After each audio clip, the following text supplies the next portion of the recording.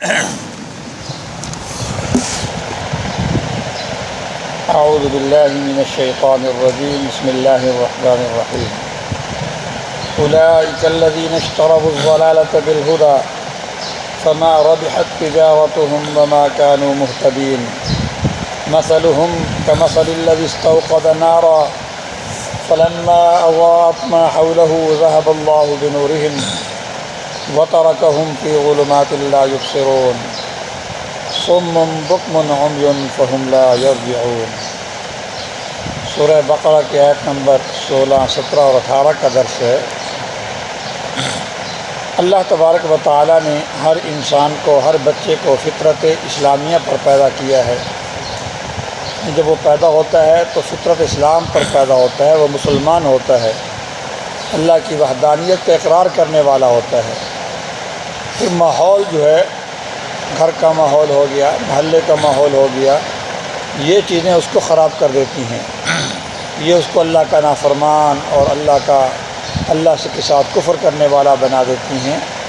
یہ ماحول اس کو یہودی اور نصرانی اور مجوسی بنا دیتی ہیں۔ جیسے حدیث مبارکہ ہے، کل مولود یولد علی الفطرہ، کہ ہر بچہ جو ہے وہ فطرت اسلام پر پیدا ہوتا ہے۔ فابواہ یحودانہ او ینصرانہ او یمجسانہ، پھر اس کے والدین یعنی ماحول جو ہے اس کو یہودی یا نصرانی یا مجوسی بنا دیتا ہے۔ ایک تو اللہ پاک نے ہر بچے کو فطرت اسلام پر پیدا کیا، اور پھر دوسرا اللہ پاک نے ہر انسان کو عقل و بصیرت بھی دی ہے، عقل و شعور بھی دیا ہے، جس کے ذریعے وہ حق کو سن کر، حق کو سمجھ کر، حق کو قبول کر سکتا ہے۔ پھر تیسرے نمبر پر اللہ پاک نے انبیاء کا سلسلہ جاری فرمایا ہے، جو آ کر وقتاً فوقتاً انسان کو جو ہے وہ غفلت سے نکالتے رہے اور اللہ کی یاد دلاتے رہے، توحید کی یاد دلاتے رہے، اللہ کی اطاعت اور فرمانبرداری کی طرف اس کو متوجہ کرتے رہے۔ پھر چوتھے نمبر پر اللہ پاک نے کتابوں کا سلسلہ بھی نازل فرمایا۔ کتابوں کے اندر بھی اسی ہدایت کا اور گمراہی کا تذکرہ ہے۔ ہدایت پر جو اس انسان نے وعدہ کیا تھا اللہ پاک سے کہ واقعی تو ہمارا رب ہے، جس کو وعدہ الست کہتے ہیں، اس کی بھی یاد دلاتی ہیں، اور ہدایت کے فوائد، اللہ کی فرمانبرداری کرنے کے فوائد، دنیا اور آخرت کے منافع یہ کتابیں بتلاتی ہیں، اور اللہ کی نافرمانی کرنے کے دنیا آخرت کے نقصانات بھی یہ کتابیں بتلاتی ہیں۔ تو ایک تو فطرت اسلام پر پیدا کرنا، پھر اتنی عقل اور بصیرت اور شعور دینا جس سے انسان اللہ کی وحدانیت کو، اللہ کی ربوبیت کو، اللہ کی مالکیت اور خالقیت اور رازقیت کو سمجھ لے، اور پھر انبیاء کا سلسلہ اور کتابوں کا سلسلہ، یہ سب اللہ پاک کے کرم اور رحم کے منشا ہیں۔ اللہ کے رحم کی منشا کی وجہ سے اللہ پاک نے سب کچھ نازل کیا، تاکہ انسان جو ہے ہدایت پر جمع رہے اور ہدایت کو قبول کرے، حق پر جمع رہے، حق کو قبول کرے۔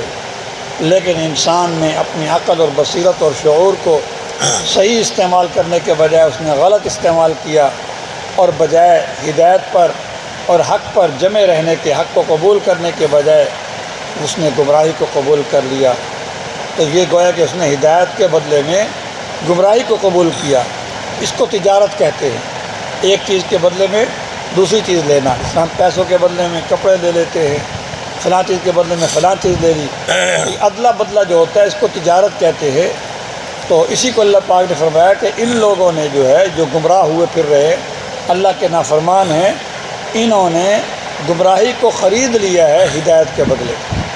حالانکہ ہدایت تو پہلے بھی ہدایت پر تھے، ان کی پیدائش اور تخلیق بھی ہدایت پر، فطرت اسلام پر ہے۔ پھر اللہ پاک نے ہدایت کے سلسلے بھی جاری فرمائے، لیکن انہوں نے ہدایت کو قبول نہ کیا بلکہ گمراہی کو قبول کر لیا۔ تو ہدایت کے بدلے میں انہوں نے گمراہی کو خرید لیا ہے، اور یہ ایسی تجارت ہے فما ربحت تجارتہم، ان کی تجارت نفع مند نہیں ہوئی۔ انہوں نے کاروبار کیا ہے کہ اللہ کی نافرمانی کو قبول کیا، اللہ کی خبرداری کو چھوڑ دیا، ہدایت کو چھوڑ دیا، اور جو ہے گمراہی کو قبول کر لیا۔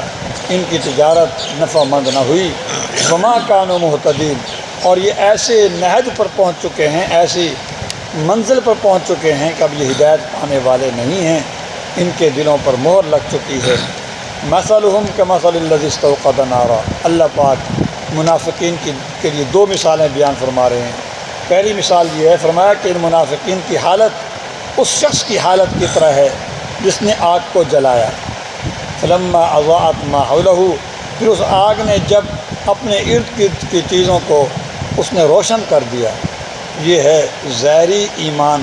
منافقین چونکہ ظاہری طور پر مومن ہوتے ہیں، زبان سے کلمہ پڑھتے ہیں، اس ظاہری ایمان سے ان کو یہ تھوڑا بہت نفع ہوا۔ جیسے پہلے میں نے عرض کیا تھا، یہ بھی زبان سے اس لیے اسلام قبول کرتے تھے، زبان سے اس لیے ایمان کا اظہار کرتے تھے تاکہ مسلمانوں کے ذریعے ہمیں دنیا کے منافع حاصل ہو جائیں۔ مسلمان جب غلبہ پاتے تھے جہاد کے اندر، مال غنیمت ملتا تھا، اس میں حصہ دار بن جاتے تھے، تاکہ یہ اس لیے اسلام لاتے تھے، ایک تو مال غنیمت میں سے حصہ مل جائے، اور تاکہ ان کے مال و جان کو تحفظ حاصل ہو جائے۔ یہ تھوڑے سے دنوں کے لیے ان کا یہ نفع تھا۔ فرمایا کہ یہ ان کی مثال اس شخص کی مثال کی طرح ہے جس نے آگ کو جلایا، بس جب اس آگ نے اپنے ماحول، اپنے ارد گرد کو روشن کر دیا، تو جب آخرت ہوگی اور اس وقت اس روشنی کی ضرورت ہوگی تو اللہ پاک ذہب اللہ بنورہم، اللہ ان کے روشنی کو لے جائے گا۔ اللہ نے ان کی روشنی کو ضائع کر دیا، ختم کر دیا۔ کل قیامت کے دن ذرہ برابر بھی فائدہ نہیں ہوگا۔ جسے میں نے کل مثال دی تھی، بلکہ حدیث پاک مفہوم ہے کہ جب پل صراط پر سے گزرنے کا وقت آئے گا، چونکہ ان کا اپنا تو ایمان ہوگا نہیں، ان کے دل میں تو ایمان تھا ہی نہیں، جس کے دل میں ایمان ہوگا اس کو پل صراط پر سے گزرنے کے لیے روشنی نصیب ہو جائے گی۔ ان کا اپنا تو ایمان تھا ہی نہیں، اس لیے یہ البتہ مسلمانوں کے ساتھ رہتے تھے، تو یہ مسلمانوں کے ساتھ وہاں مسلمانوں کی روشنی سے فائدہ اٹھائیں گے اور آگے بڑھنے کی کوشش کریں گے۔ جب پل صراط کے قریب پہنچیں گے تو اللہ پاک ان کے اور مخلص مسلمانوں کے درمیان ایک دیوار لگا دیں گے، فَضُرِبَ بَيْنَهُمْ بِسُورٍ لَهُ بَابٌ، ایک آڑ لگ جائے گی، اور ان کے یہ بالکل اندھیرے میں، تاریکی میں کھڑے رہ جائیں گے، حیران اور پریشان رہ جائیں گے۔ فرمایا کہ جس طرح ایک انسان آگ جلاتا ہے، آگ پھر ارد گرد کے ماحول کو روشن کر دیتی ہے، پھر اچانک وہ آگ ختم ہو جاتی ہے، روشنی ختم ہو جاتی ہے، تو وہ آگ جلانے والا تاریکی کے اندر پریشان کھڑا رہ جاتا ہے۔ ان منافقین کی حالت بھی ایسی ہی ہوگی کہ اللہ ان کی بھی روشنی کو اللہ پاک سلب اور ضائع کر دیں گے، اور یہ وَتَرَكَهُمْ فِي ظُلُمَاتٍ لَا يُبْصِرُونَ، اور ان کو چھوڑ دیا ایسی تاریکیوں میں، اندھیروں میں کہ یہ کچھ دیکھتے بھی نہیں۔ اب ان کی پوزیشن یہ ہے، صُمٌّ بُكْمٌ عُمْيٌ، یہ بہرے ہیں، حق کو سنتے ہی نہیں ہیں، بُكْمٌ یہ گنگے ہیں، حق رائے حق بتاتے بھی نہیں، نہ خود چل سکتے ہیں نہ دوسروں کو رائے حق بتاتے ہیں، عُمْيٌ اندھے ہیں، رائے حق دیکھتے نہیں، فَهُمْ لَا يَرْجِعُونَ لہذا یہ لوٹیں گے نہیں، یعنی یہ اسلام قبول نہیں کریں گے، اسلام کی طرف سے نہیں لوٹیں گے کہ دل سے بھی ایمان لے آئیں۔ الحمدللہ۔